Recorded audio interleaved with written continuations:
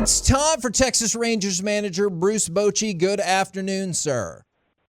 Hey, guys. Sorry I'm a little late here. How are we doing there? Well, we're doing good, and I kind of want to bring you right into a conversation that we were just having. We were just talking about why and how pitchers favor particular pitches, and I guess I'm just telling, I know you know way more about this than I do.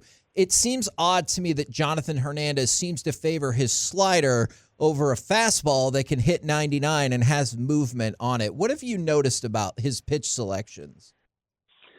Yeah, you know what? Every day's different with some of these pitchers. I think there's a comfort at times with the guys as far as throwing a strike or having the confidence and conviction on a pitch.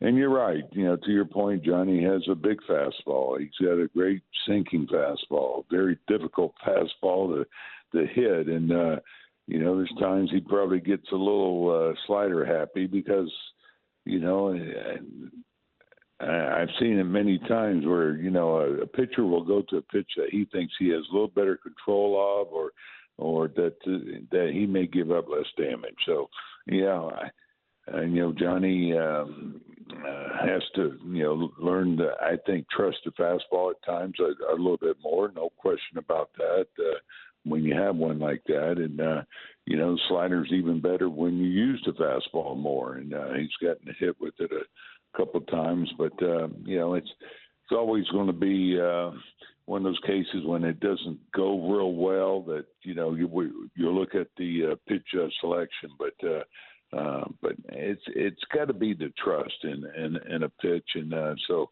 you know it is something I think Johnny's aware of, and I think he'll look back at a couple of his outings and realize how good his fastball is.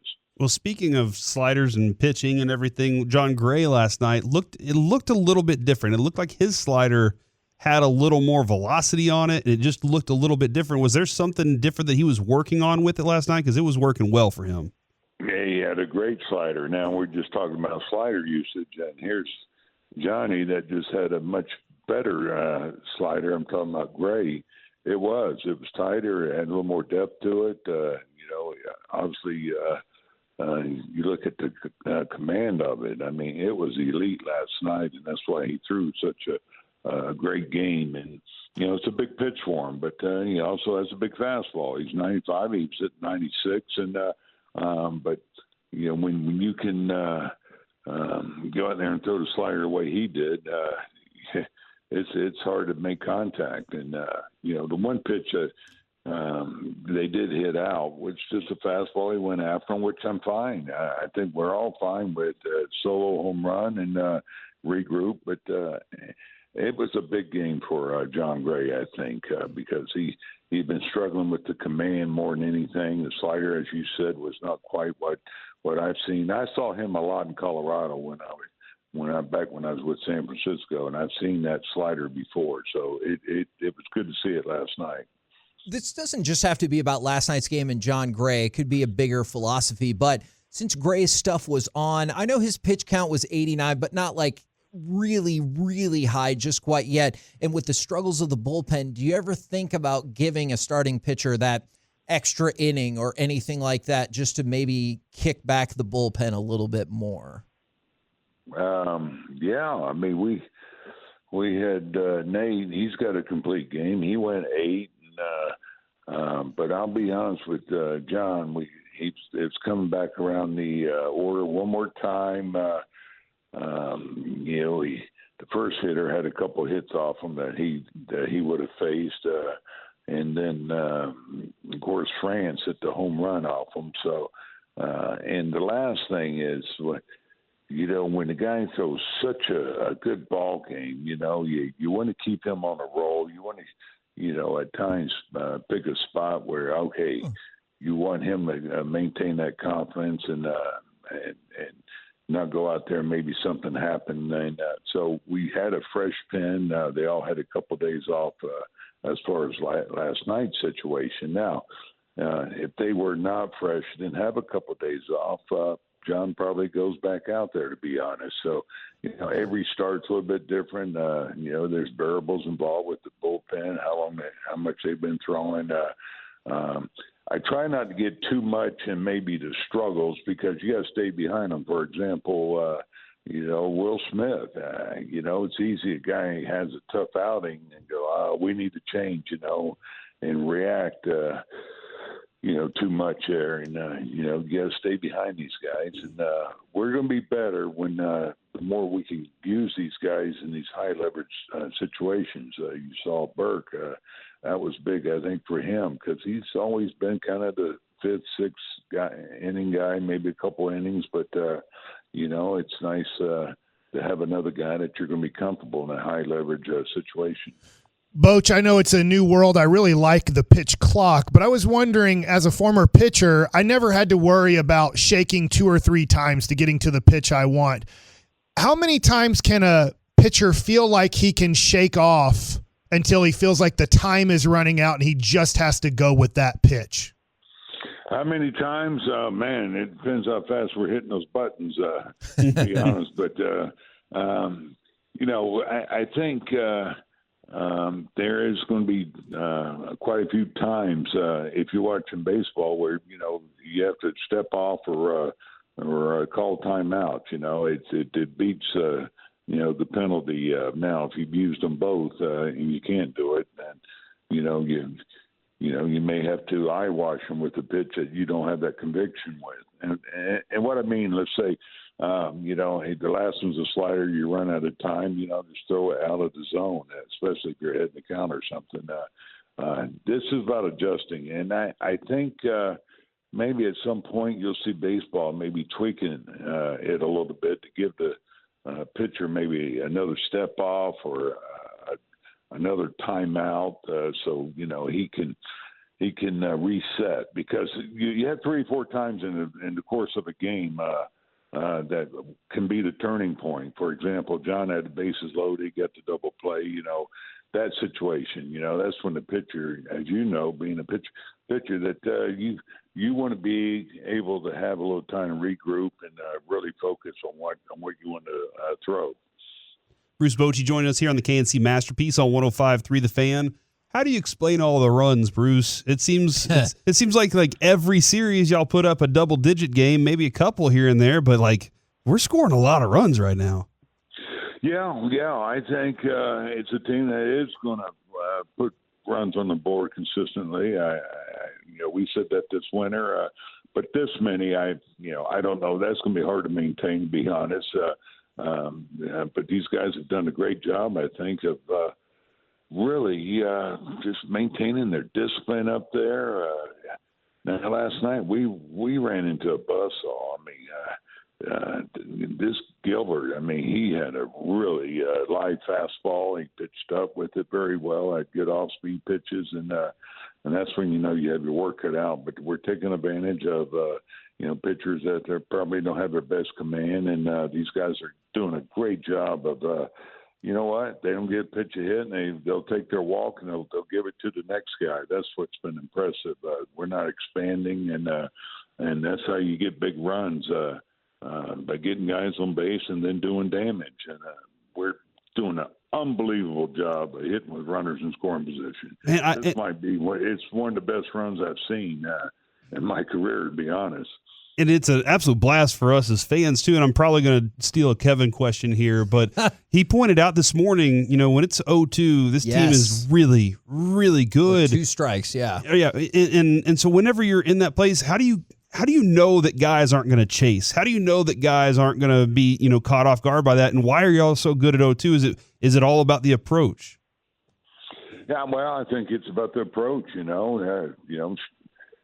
Every pitcher's a little bit different, obviously, so it's kind of a customized deal. And I know Donnie Ecker and Tim Hires, they go over the game plan, but these guys are, they're very well prepared going into the game. And we knew last night, and we know tonight, and tomorrow we'll have our hands full because this is a good pitching staff, rotation and bullpen. But still, you want to try to maintain that discipline. And but how do you know? I think you can tell in the early part of the game. Sometimes a guy has such good stuff, it's hard to lay off pitches. I mean, if you're facing DeGrom or somebody like that, you understand how be able to lay off 92, 93 mile an hour slider that's just missing.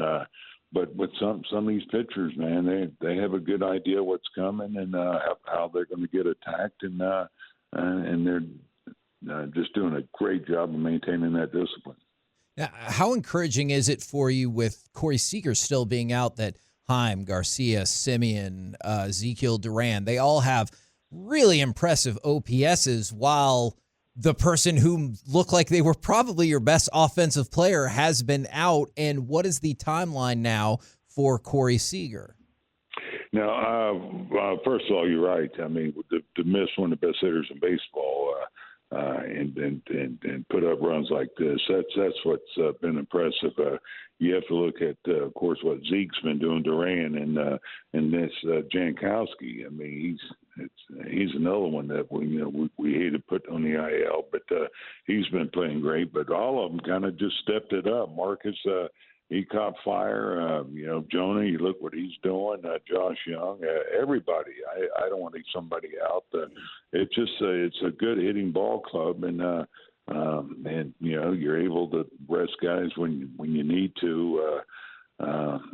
So I think when Corey gets back, when we leave Seattle, he's going to start his rehab. DH, and he'll get some time at shortstop. And I don't know how many at bats he's going to get. I don't think he's going to need a lot. He's been working a lot on his hitting, and so it could be 5 games somewhere in that area. It could be a week, but anyway, it's going to start here in a couple of days. I know that DeGrom has somewhat started his program to get back to the team. Do you have kind of an idea on Jacob DeGrom's progress? You know what? I don't. Playing some catch. He felt really good yesterday. We'll get back and we'll have another MRI done just to see where we're at, and all good. He feels good, and we'll ramp him up pretty good at that point. And I don't have a target date, but until we get through Oakland, it's going to be just throwing catch and just gradually increasing that until we get some tests done. So, Boch, I was going to talk about this show on Netflix called The King of Collectibles. And I know we talked to you last week about your baseball card, and I was wondering, do you have a memorable collectible from playing, coaching in your life? Ooh, man. Memorable. Yeah, I mean, I'm racking my brain right now. Big one for me was Waylon Jennings. I got a picture of us. That's a pretty cool one for me because he was my guy in country music. But as far as baseball, I've been fortunate, been part of some pretty cool stuff. Pete Rose wrote a hit record I was catching. Of course, the World Series stuff. Do you keep like your jerseys from the final games of all the World Series that you were a part of, or? Actually, I do. I have those jerseys. I got some pretty cool lineup cards, just from like Randy Johnson winning his 300th, Ricky Henderson breaking records, Tony Gwynn stuff, whatever. Yeah. You know what? I'm not a big collector, but I do have some of that stuff. I probably should have collected more, to be honest, but, not something you think about. But, now, most of my lineup cards I just give to the players when they achieve milestones. But a few of them I save for myself.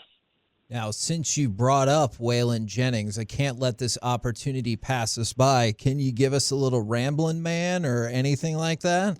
No, I wish I could. I try not to put myself in a compromising position. One that's doing something on a baseball field or singing. You're more of a driving and tapping the steering wheel kind of guy, then, huh? There you go. Yeah. It was worth the shot. Worth the shot, indeed. Yeah, good try. I am kind of curious about this, and I think I talked about this with you last week, and I'll keep an eye on this all season long because this team looks like it believes it can beat anybody, and I'm kind of curious if you saw that early, if it took some time, and then you were like, oh no, there it is. Now I see that, or even if you've gotten to that point, but they look like they believe they can beat any opponent. Yeah, you know what? I saw it early. I really did. I mean, it just seemed like a confident group. I think it started with, what CY did this offseason when you acquired the type of pitching that we did, of course, with Jacob, but Evaldi, Haney, and, of course, Gray and Martin Perez. I think they realized, hey, we got a rotation that will go out there and give us a chance to win every day. So I think that their confidence really grew then. You could see it this spring, and then it kind of got, contagious. And then thought the first game was huge for us. Here we had our guy out there, and, it didn't go great for Jacob opening day. We get down, and we came from behind to win that ball game opening day. And I just thought that was probably one of the best things that could have happened to this club that, hey, sometimes it doesn't go right, but, we can still win this game. And so I thought that was just really important for them. I thought last night was a big win for them. We got to play probably a little bit better in these close ball games, execute and do some little things. And, of course, the bullpen's got to do their thing because we're trust me, we're not going to score over 10 runs every game. And it's been great this run, but, I'm thinking we'll be playing a lot of close ball games, and that's going to be the difference maker. Well, if you need one more factoid to throw out to your guys, I believe y'all are now 3-1 on days when you've been on this show. Oh, I love it. So it's looking good for tonight. Oh, man, that's good to hear. Thanks. Yeah, that's awesome. Yeah. Sure, that'll be at 6:30 as guys start getting to the dugout. You're like, hey, guys, we're in good shape. I did my radio interview today. Well, we appreciate it very much, as always, and we will catch up with you again next week. All right, guys. Good talking with you. I'll see you soon.